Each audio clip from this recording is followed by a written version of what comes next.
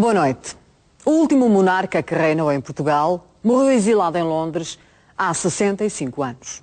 Dom Manuel II era um homem discreto que já perdera as ilusões de voltar ao trono, mas tinha uma paixão à qual devotou a sua vida. Colecionava livros antigos portugueses. A ajudá-lo tinha uma jovem bibliotecária inglesa, Marjorie Withers. O lugar da história esteve em Londres com Miss Marjorie, que nos contou uma parte quase desconhecida da vida de Dom Manuel.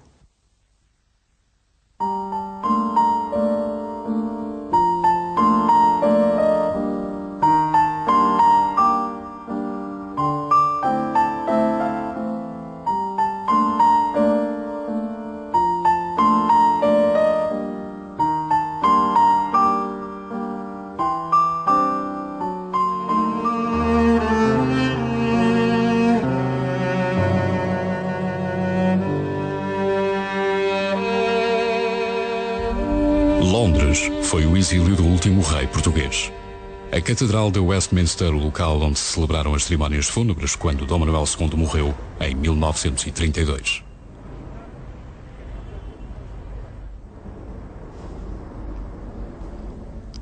Marjorie Withers acompanhou o monarca até aos seus últimos dias. Era a bibliotecária do rei. Hoje, vagueando por Fulwell Park, tudo lhe parece muito irreal. O antigo parque onde Manuel de Bragança e a Augusta Vitória de Hohenzollern-Sigmaringen passeavam todas as tardes e a mansão onde residiam desapareceram. Tudo se transformou num bairro de classe média, desvalorizado pelo barulho constante dos aviões e pelo aeroporto situado nas proximidades. No entanto, para esta inglesa nascida na Patagónia há 91 anos, o lugar está cheio de lembranças que a fazem regressar ao passado.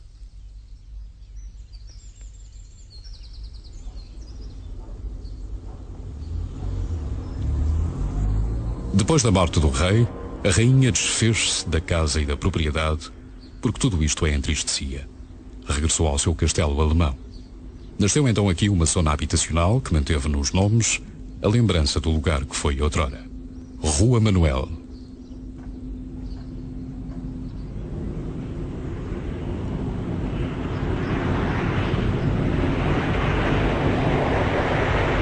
Avenida Lisboa. Nestes quase subúrbios londrinos, vive hoje gente das classes trabalhadoras arrumada em casinhas de 2 andares com telhados à inglesa, rodeadas de pequenos jardins de canteiros bem tratados. Tudo muito diferente do palacete imponente onde viveu a corte portuguesa exilada e que marcou o cotidiano antigo de Twickenham. Já não são os jardins dos portugueses, mas mantiveram-se Portugal Gardens.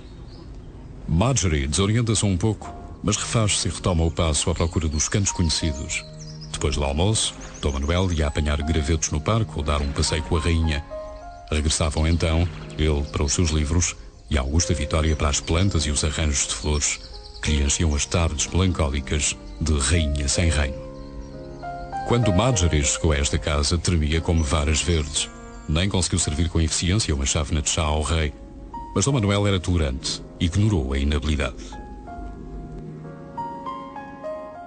A história do bebé louro nascido no Palácio de Belém em 1889, filho segundo de Dom Carlos e Dona Amélia, aprendê-la-ia depois.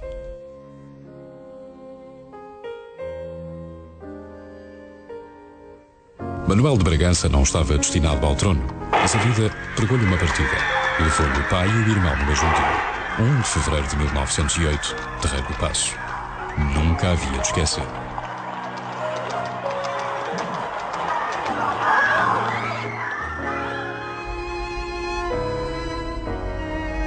Subiu ao trono, mas, apesar do capital de simpatia por ser o filho e o irmão dos assassinados, reinou pouco tempo.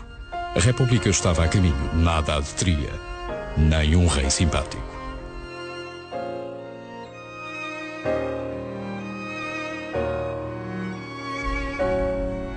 Dois anos depois, era declarado o fim da monarquia.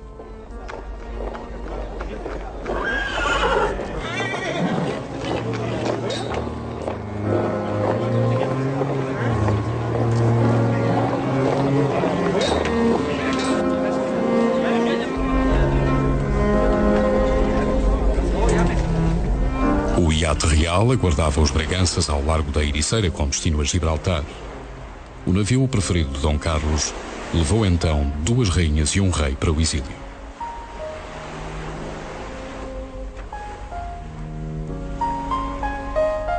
No enclave inglês do sul de Espanha, assistiram a uma missa e depois rumaram a Londres.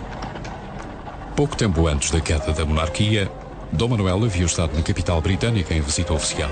Ainda era rei. Dessa primeira vez, havia um objetivo concreto: tratar do noivado com a princesa Vitória Patrícia de Connaught, sobrinha dos soberanos ingleses. Da segunda vez, já era um rei destornado que se acolhia sob a proteção tolerante dos seus primos coroados. O casamento com a princesa Patrícia ficava sem efeito, mas era preciso pensar na sucessão e num possível regresso à pátria. Em 1913, Dom Manuel desposa outra princesa, Augusta Vitória de Hohenzollern, sua parente ainda pelo lado da avó materna. Foi um casamento apadrinhado pelo rei Afonso de Espanha e pelo príncipe de Gales.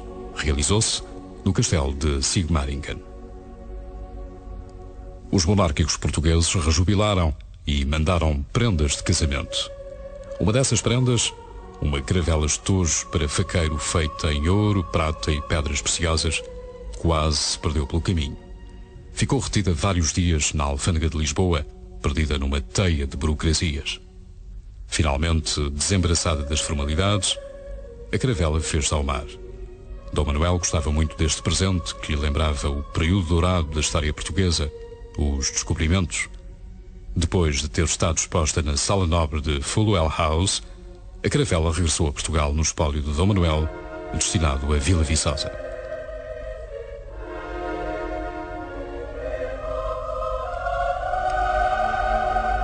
Em 1914, rebenta a guerra. Um atentado num pequeno país balcânico abre o barril de pólvora que viria a incendiar toda a Europa. Mais tarde, o conflito alarga-se à escala mundial. Nos primeiros anos, a guerra queda-se num impasse sangrento, sem vencedores. Alemães e aliados defrontam-se num pesadelo e reinventam-se as artes de matar. Trincheiras, arame farpado, túneis e lama. Depois de um debate político inflamado, Portugal decide enviar tropas para o teatro de guerra. O Corpo Expedicionário Português segue para a França no final de janeiro de 17.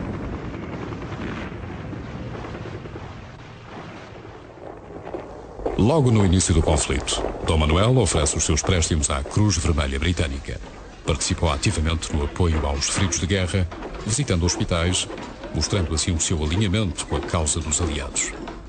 Desenvolveu uma ação importante na criação de uma rede de serviços ortopédicos destinados a minorar o sofrimento dos mutilados. São desse tempo estas raras imagens filmadas do rei português. A máquina apanhou-o a mostrar à rainha Alexandra as oficinas do hospital em pleno labor. Acabada a guerra, Dom Manuel, ainda sem herdeiros, regressa à vida normal em Fulwell. Dedica-se cada vez mais aos livros. Marjorie é admitida ao serviço nos anos 20. Rapidamente aprendeu português. O rei e a rainha tinham o hábito de ir, de vez em quando, no domingo, almoçar em Buckingham Palace com o Jorge V e a rainha Maria. E uma segunda-feira, quando eu cheguei, o rei disse: eu falei ontem ao rei Jorge sobre si e as suas orações. E o Jorge disse: isso é muito bem, Manuel, mas como o diabo é que ela aprendeu português? E o rei disse: eu não sei, Jorge, mas aprendeu. Marjorie chegava pontualmente às 10 horas e por vezes já o rei andava às voltas com os papéis. Na sala de escritório onde trabalhavam já não havia espaço para um alfinete. Todas as cadeiras e móveis tinham livros. No princípio, a bibliotecária arrumou a desordem. Depois começou a catalogação. A casa de Fulwell Park tinha um ambiente calmo de residência de província. Mas aqui e ali os objetos deixavam adivinhar uma história menos simples. No Salão Nobre, uma pintura que sempre acompanhou Dom Manuel. Dom Carlos, o pai, perdido no Terreiro do Paço. Fulwell Park era um lugar silencioso, ideal para o convívio com os livros. No princípio, a bibliotecária era também ela quase uma sombra silenciosa. Com o tempo, Marjorie tornou-se pessoa da casa. Nos primeiros tempos eu tinha o meu almoço na biblioteca, mas depois de poucas semanas o rei disse, você pode comer conosco. E eu comia com a família. Então, era um jantão, o rei, a rainha, o Francisco Quintela de Sampaio e a sua mulher Maria. Quintela de Sampaio era o secretário de Dom Manuel. Os livreiros antiquários Max, ainda hoje, são dos mais conceituados de Londres. Fornecedores oficiais da rainha e da Casa Real Inglesa, eram também os grandes fornecedores de Dom Manuel. Ainda mantêm expostos os documentos que atestam essa qualidade. Desejoso de adquirir todos os livros raros portugueses, em especial os do século XVI, o rei exilado não se poupava a esforços para os encontrar. Na empresa Max, tinha os amigos que lhe conseguiam essas preciosidades. Foi talvez um dos mais importantes bibliófilos do seu tempo e certamente o rei que melhor conheceu o objeto da sua paixão, os livros. E quando sabia da existência de uma determinada obra, não descansava enquanto a não descobria. Dom Manuel não se limitava, porém, a ter os livros. Estudava-os, fazia anotações, relacionava edições e historiava cada uma delas. Foi assim que nasceu a ideia de publicar os catálogos, 3 volumes, ainda hoje preciosos para os investigadores. Mas não se pense que o rei era um homem macilento, devorado pelo pó dos alfarrábios, perdido das horas e dos dias numa sala vedada ao sol. Não. Manuel Bragança participava ativamente na vida da comunidade de Twickenham.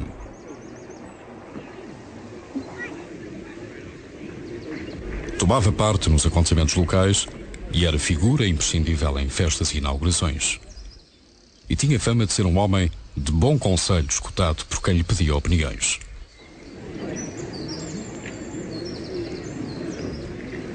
Além disso, desempenhava tarefas protocolares decorrentes de ser familiar dos soberanos ingleses. Nesta fotografia, aparece ao lado da então duquesa de York, mãe da rainha Isabel.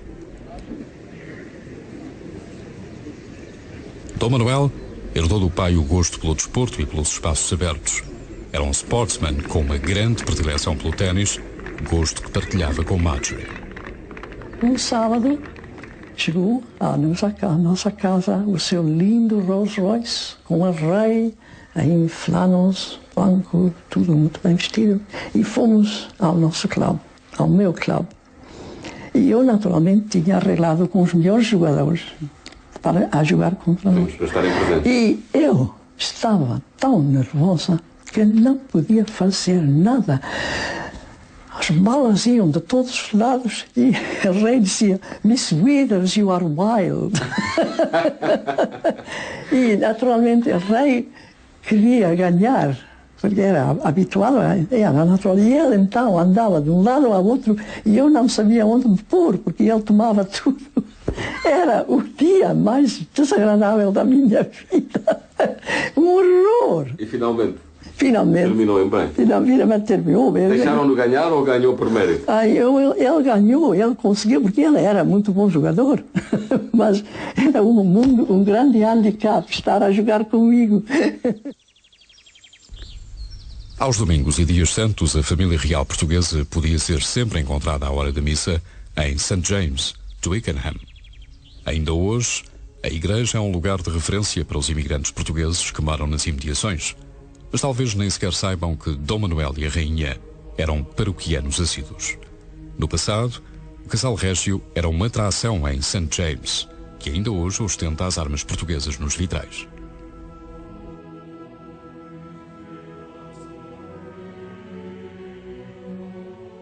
At the main mass, the king and queen would enter and all the congregation would remain standing until the king and queen were conducted to their places and the mass would begin. O rei e a rainha eram os grandes benfeitores desta igreja católica construída no luterano solo inglês. O atual pároco não é desse tempo, mas alguns objetos de culto são. This I know was a gift of the King of Portugal. They are called cruets for the wine and water that are used at Mass. And this little shell is used at every baptism that takes place in our church. O senhor esteve em Lisboa. Sim, em Lisboa. Estudou e sabe um pouco de português. Sabe um pouquinho português, mas sou velho agora. É muito tempo quando estive em Lisboa. Os anos 52 até 58, no bairro Alto, Colégio dos Inglesinos. Em Portugal, os primeiros anos da República não foram isentos de ideias monárquicas. A herança recebida pelos revoltados da Rotunda não era famosa. Um país marginal, com uma enorme taxa de analfabetismo, assente na agricultura e com escassa produção industrial.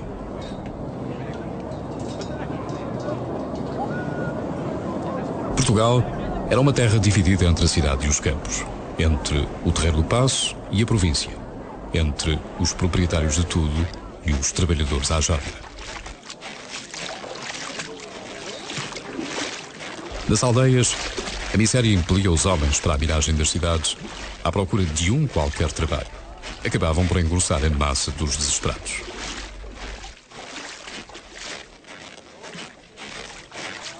Aparentemente, a República não tinha trazido a prosperidade ambicionada. Os primeiros anos, pelo contrário, foram duríssimos para o chamado Zé Povinho, a quem todos os sacrifícios eram pedidos e poucas as compensações dadas.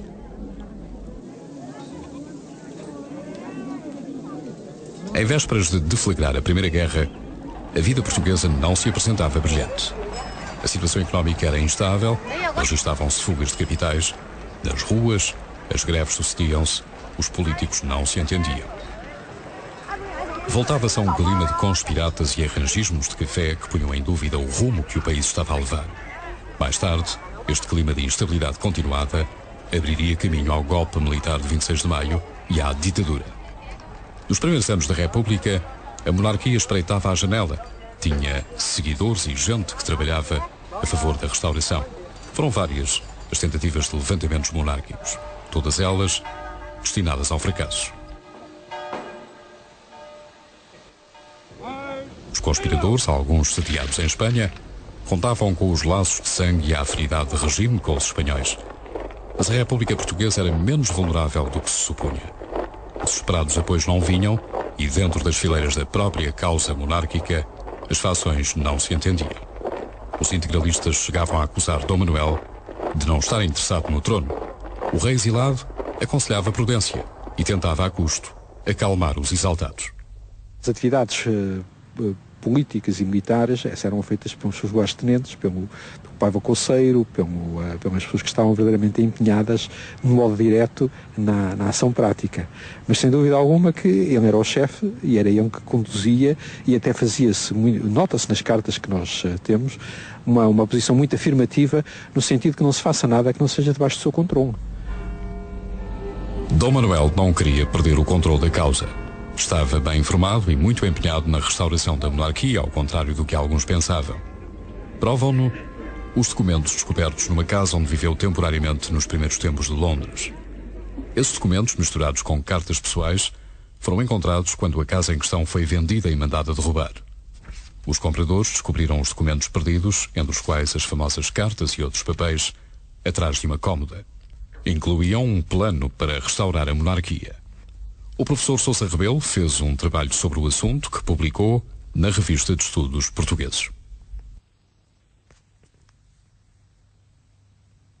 Prova que não só o Dom Manuel estava empenhado na restauração da monarquia, como inclusive tinha planos muito sistemáticos para o caso de haver uma vitória e como é que se ia seguir esse período político imediatamente a seguir à vitória. Entre esses documentos apareceram também cartas da Rainha Dona Amélia, sobre as condições do casamento. Aparecem cartas, por exemplo, ao banqueiro Schroeter, que era um banqueiro monárquico.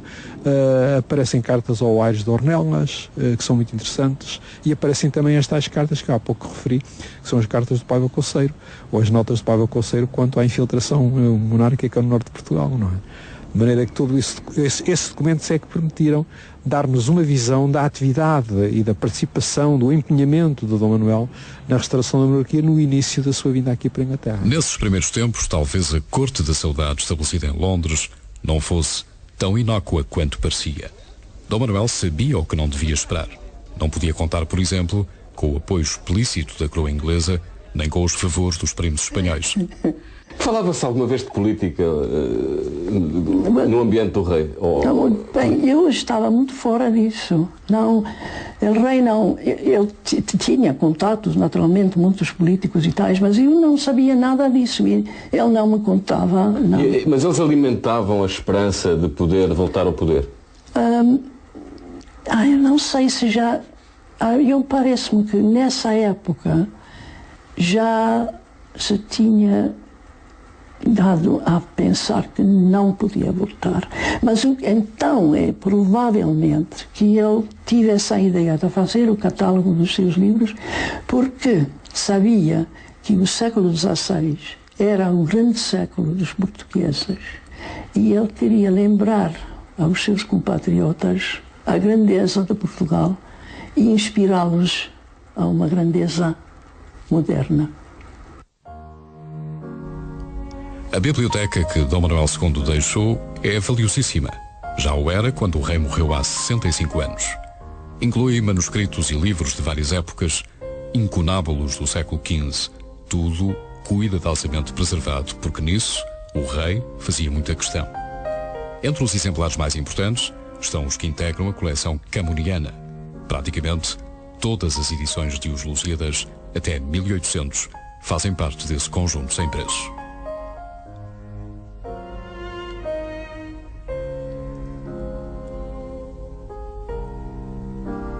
Marjorie conviveu com todos estes livros que um dia viu partir de Fulwell House. Quando voltou a revê-los, já em Vila Viçosa, lembrava-se de todos e da importância que cada um teve na vida de Dom Manuel e da alegria que o rei sentia de forma comedida, claro, quando lhe traziam alguma novidade. O reencontro com os livros da sua juventude foi algo de tocante, conta quem assistiu, e Marjorie ainda teve memória para perguntar por este ou aquele exemplar de que se recordava. Quando Marjorie foi trabalhar para o rei, a coleção valia 32.000 libras, o que para a época já era importante. Ao longo dos anos foi sendo aumentada e mesmo hoje, os responsáveis da Fundação da Casa de Bragança procuram continuar a coleção, adquirindo novos exemplares, em especial os de tipografia portuguesa do século XVI. Já foram englobados na coleção mais de 100. Tal como aprendeu com o tempo a história dos Braganças, Marjorie tornou-se numa perita em livros antigos portugueses e uma única coisa lamenta no trabalho de Dom Manuel: o facto de ele nunca dar a sua opinião pessoal sobre as obras que tratava. Juntamente com os livros, vieram para Vila Viçosa as provas tipográficas dos 2 volumes do catálogo, com as emendas feitas pela mão do rei. Marjorie lembra-se muito bem quando Dom Manuel recebeu o 2º volume. Foi pouco antes de morrer.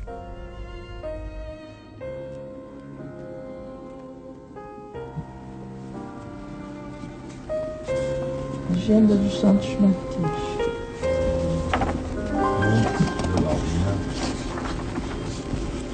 Ordenação del rei Dom Manuel. Marco Paulo. Eu fui ao meu trabalho, como tinha de hábito, numa quinta-feira. E o rei lá estava na biblioteca, como muitas vezes tinha estado, mas essa vez tinha na mão um volume número 2 de livros antigos portugueses. E ele me diz: este é o primeiro volume encadernado. Quer tê-lo? Porque ainda não tem o cobertor, a sobrecapa impressa. Quer assim ou quer esperar? Eu digo, não, quero assim. Então, o rei fez uma dedicação, escreveu, assinou, Manuel Ner. Na biblioteca de Twickenham ainda hoje existe uma pasta repleta de informações, fotografias e recordes sobre Dom Manuel, o morador mais ilustre da terra. Quando o rei morreu, o jornal local seguiu o acontecimento em primeira página. A última viagem de um amigo, como refere o título. Nunca mais as portas da biblioteca se abririam para aquele rei sem trono, Dom Manuel of Portugal, como lhe chamavam. Em 1932, fechou-se a pasta que dizia Manuel King. E eu me lembro de ter ido à cerimónia que tiveram em Westminster Cathedral. e que a rainha Amélia era lá. E a rainha Amélia era uma figura de tanta dignidade. Andava alta, grande. E a pequena rainha, toda coberta, envelada com branco, preto. Uma pequena figura, muito patética. Não sei se vou dizer isso. E também me chamaram à Folha para que eu vi partir o coffin, sim, o caixão. Caixão, sim.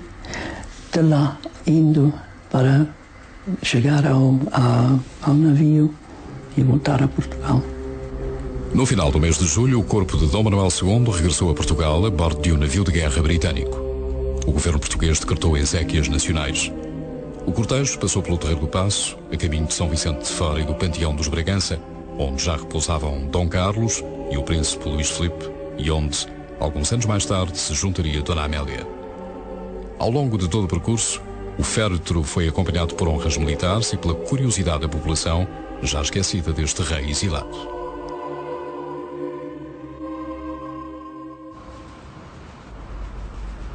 Em Londres, a vida continuou para Marjorie. Durante algum tempo, ainda trabalhou para a rainha, para concluir o 3º volume do catálogo dos livros raros portugueses. Fez outras coisas sem história, até que estalou a Segunda Guerra Mundial. De novo, a Europa estava a ferro e fogo. De novo, o conflito se estenderia ao resto do mundo. Ao contrário da prometida Blitzkrieg, a Guerra Relâmpago, a luta demorou 6 anos, custou muitos milhões de mortos e desfez meia Europa. Londres não foi poupada. O cotidiano da cidade passou também a incluir o horror dos bombardeamentos. Do lado de lá da Mancha, as populações civis organizaram-se para sobreviver às incursões da Força Aérea Nazi. As manhãs a seguir aos bombardeamentos eram cenários de catástrofe. Logo no início da guerra, os aliados perceberam que também tinham de combater numa outra frente, a da informação. É então criada a BBC.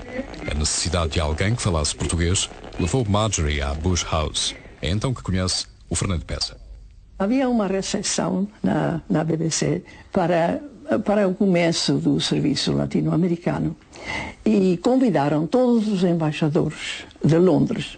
E havia o Sir John Rees, que era o diretor-geral da BBC, que estava na sala de recepção da BBC a receber os convites. Então entrou Peça, e Peça que era muito bem, muito alto, muito digno. E o Rees julgou que Peça, que é certo que é um dos mais importantes dos embaixadores, tomou de braço, deu-lhe um cigarro, e o Peça pensou, mas a BBC é muito agradável com os seus empregados, que trata dessa maneira o diretor-geral. Não podia pagar 5 libras, mas oferecia charuto. Não. Às 22h15, hora de Londres, 9h15, hora de Lisboa. Vamos iniciar a 4ª e última emissão desta noite com as notícias da noite. Do norte e do sul realizaram-se novos e importantes avanços na frente ocidental. No norte, as tropas aliadas avançam velozes sobre os Zuiderzee, Emden e Bremen. Outras colunas já estão a 50 km de Hannover e a 100 da Tchecoslováquia. A voz de Fernando Peça contou em português a guerra passo a passo aos microfones da BBC. Para ouvir as crónicas de Londres, milhares de portugueses arrostavam com o risco de ligar a telefonia à hora das transmissões que estavam proibidas. Apesar da censura à imprensa, os avanços dos aliados eram seguidos em Portugal.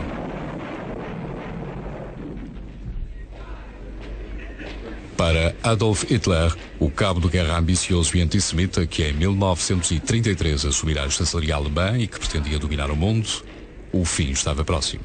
Não manterá por muito mais tempo o sorriso crispado, nem os exagerados gestos teatrais com que manobrava as massas nos comícios.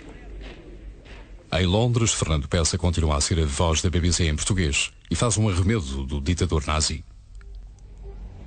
Em Portugal, o Estado corporativo prossegue a sua marcha com Salazar à cabeça dos destinos da nação.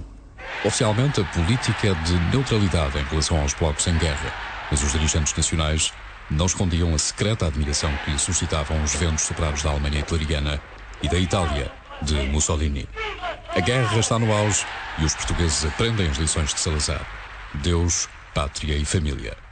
É um país de alma simples que Marjorie Withers vem conhecer em plena Segunda Guerra ao serviço da BBC. Ao chegar, é confrontada com várias surpresas. O sentimento para a Inglaterra em Portugal que eu encontrei era extraordinário.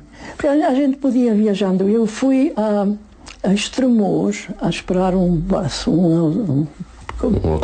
autocarro um dia, e lá havia um grande sinal: Montgomery, o vencedor.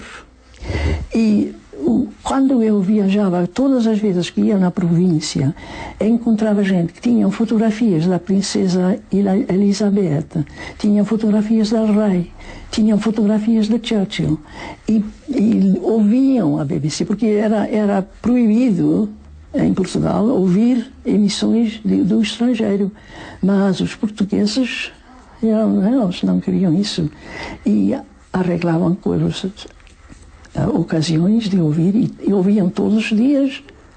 E temos cartas da gente que estava tão cheia de alegria quando tiveram uma vitória e tal. E ouviam, e às vezes tinham dificuldades com as autoridades. Se a guerra se decidisse nas ruas portuguesas, há muito que teriam ganho os aliados. Apesar de uns dias antes o governo ter decretado luto oficial pela morte de Adolf Hitler, com a vitória o entusiasmo surgiu espontâneo, mesmo com proibições. Os jornais não conseguiram esconder as manifestações de alegria e furavam a censura. A BBC também tinha ganho a guerra. A Alemanha transmite e o mundo ouve. O Marx diz: a BBC transmite e o mundo acredita. E então eu fiz isto, a BBC falou e o mundo tinha razão de acreditar.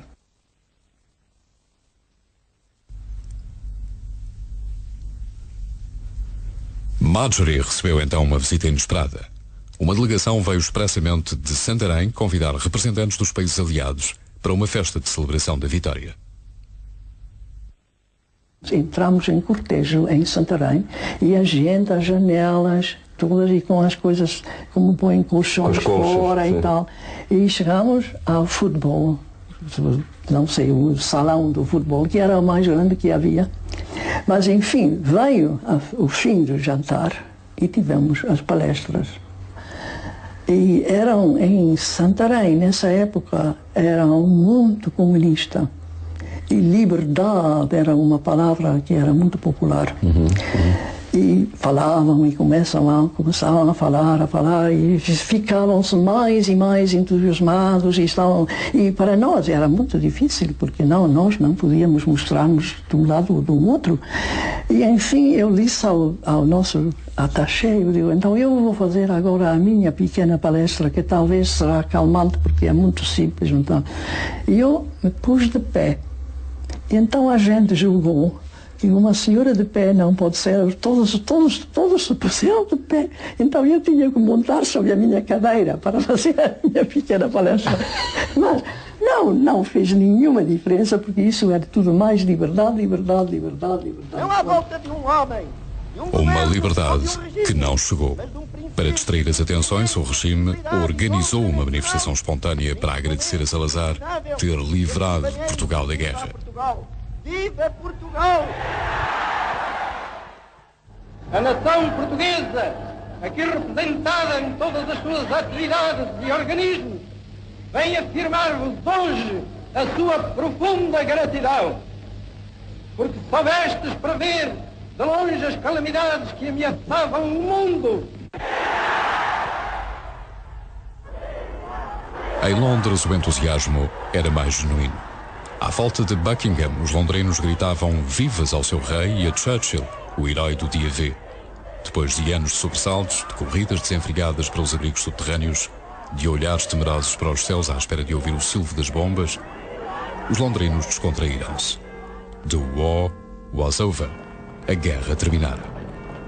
A seguir à guerra, a vida de Marjorie deu outra volta. Resolveu assumir um velho amor, o teatro. Saiu da BBC e desempenhou pequenos papéis que incluíam também as séries de televisão. Do tempo de Fulwell Park, restaram-lhe as cartas trocadas com o rei e a rainha. Começavam quase todas com um Minha querida Miss Withers. Folhas e folhas de indicações, comentários, pedidos, recomendações sobre o andamento da edição dos catálogos. A correspondência foi publicada recentemente, mas os originais seguirão por desejo da própria Marjorie para Vila Viçosa depois da sua morte. Ficarão guardadas juntamente com os livros do antigo monarca.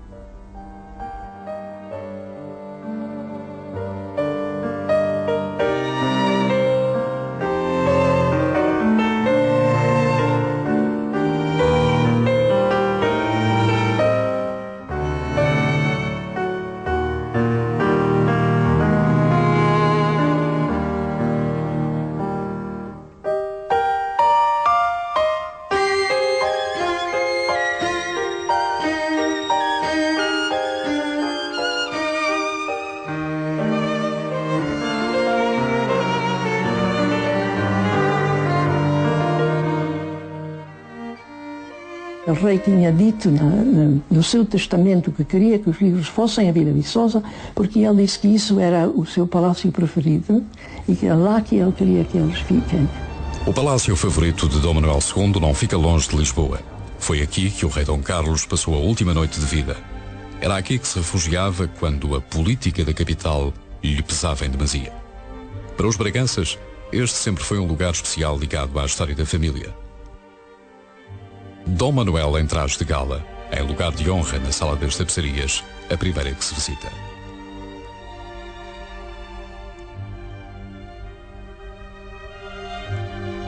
A Sala dos Duques é o espaço mais imponente do palácio. É também chamada Sala dos Tudescos, porque a antiga guarda de honra dos duques era de origem alemã e estava formada à entrada desta dependência.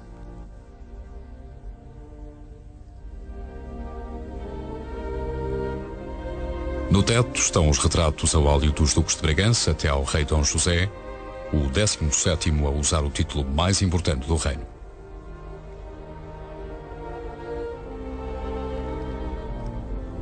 Dom Manuel, tal como o irmão, nunca foram duques de Bragança. Luís Filipe, porque não teve tempo. Manuel, porque não era o filho primogênito. Esta é uma casa antiga, cheia das lembranças de uma família que nasceu da aliança de dois poderosos, Dom João I e mestre de Avis, e do condestável Nuno Álvares Pereira. Foi em tempos sede de uma verdadeira corte na aldeia, mas ultimamente era paço de férias e de refúgio.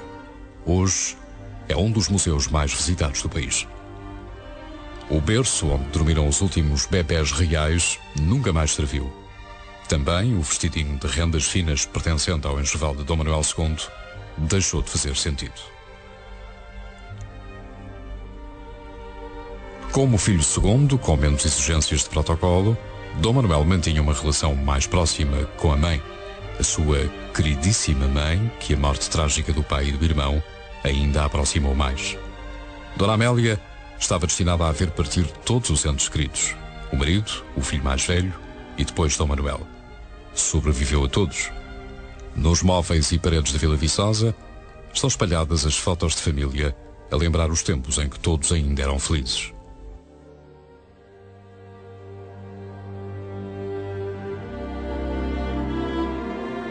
No meio de uma das salas da biblioteca, rodeadas de estantes com os livros que pertenceram a Dom Manuel, está uma mesa de formato peculiar. Foi feita de propósito para os estudos dos filhos da Rainha Dona Maria. Também serviu para Dom Manuel e Dom Luís Filipe. Os cadernos, muito bem organizados, dão-nos uma ideia da aplicação dos alunos e das dificuldades que tiveram com uma ou outra disciplina.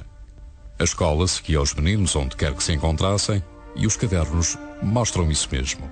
Uns foram iniciados em Cascais, outros em Sintra, outros revelam passeios históricos e impressões de viagens feitas para a educação dos infantes. Revelam também os rigores da aprendizagem, as correções dos mestres e as artes das redações.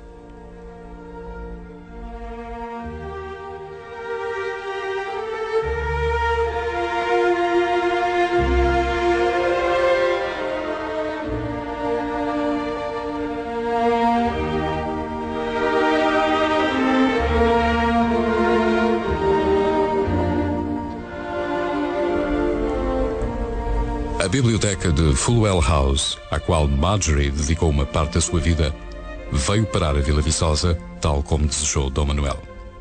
Foram 2 tempos que se reunirão num só: o tempo português de antes da partida e o tempo do exílio em Inglaterra.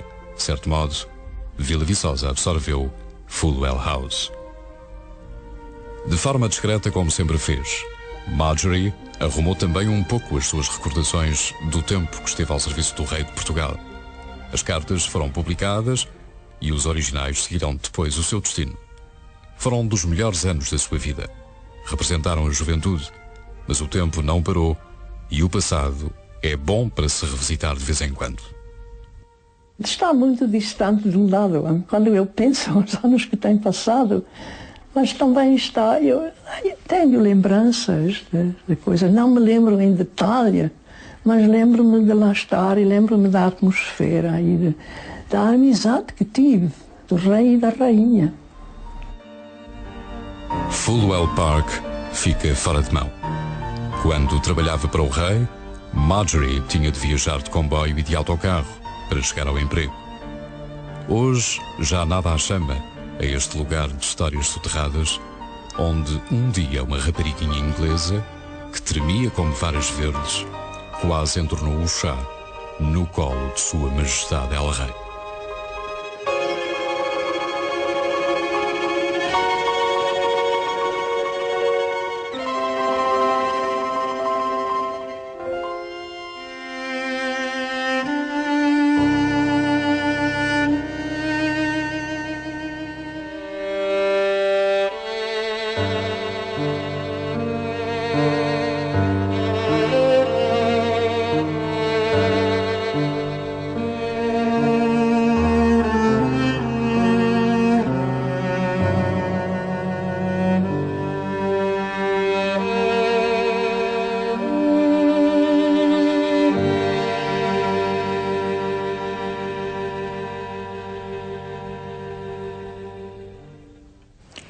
O exílio londrino de Dom Manuel II, contado por Marjorie.